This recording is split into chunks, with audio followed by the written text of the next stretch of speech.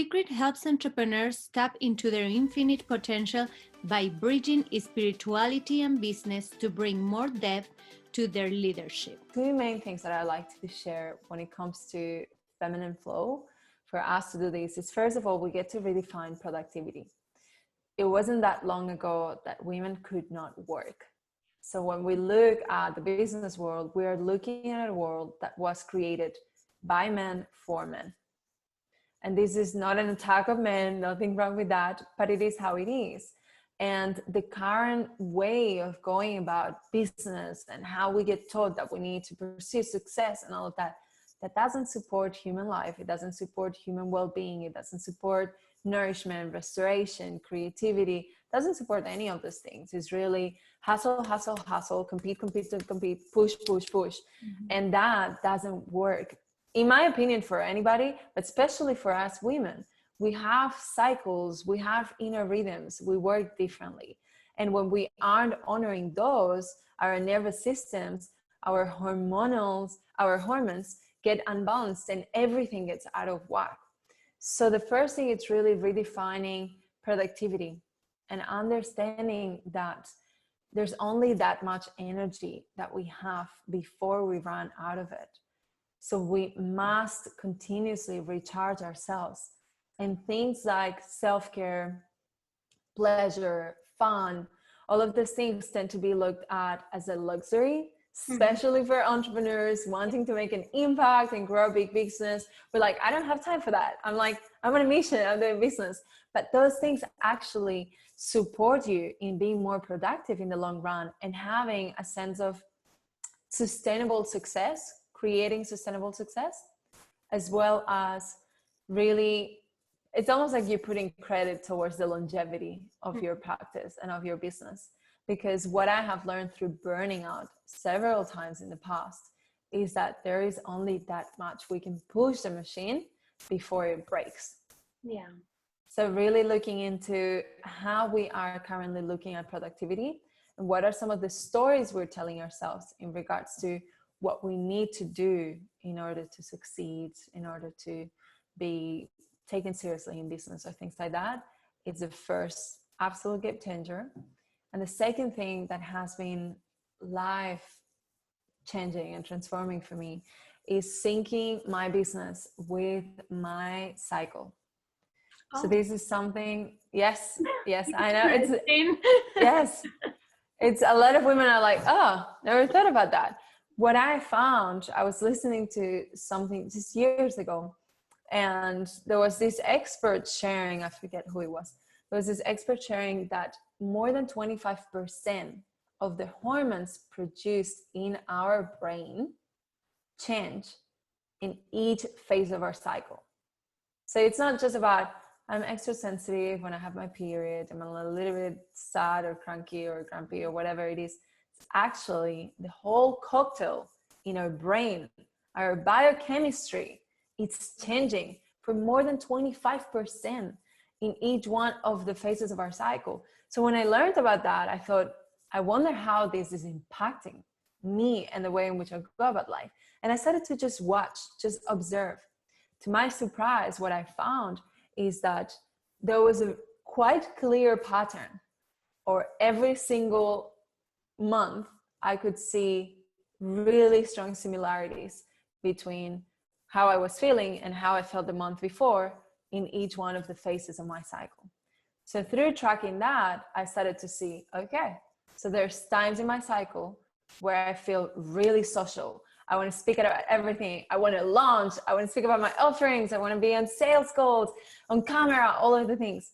Then there's like a phase of my cycle where I don't want to talk to anyone.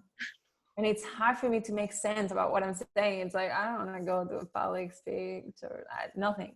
Then there's times where I'm really focused and sharp and I can do all of the back end system structure, like related, all of the back end stuff. I get really good at that.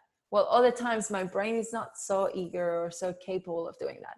So this is not something that I have used as an impediment. Of course, if a really great opportunity comes along, I'm not going to say, and I'm not in a good week, so I can't do it. But what I have done is I have started, now that I have a clarity of where in my cycle I feel most eager, capable, and inspired to do each one of the things, I plan my calendar every month around that. So when someone says, for instance, when you reached out to me and you wanted to do this interview, the absolute first thing I did before I checked my Google Calendar, I checked my monthly cycle calendar. So I know that when I am in my period week, I don't want to talk to anyone and I don't want to be on camera and I don't feel good about it. I just don't want to be out there. So because that's happening, I put my interviews and all of these things in other weeks.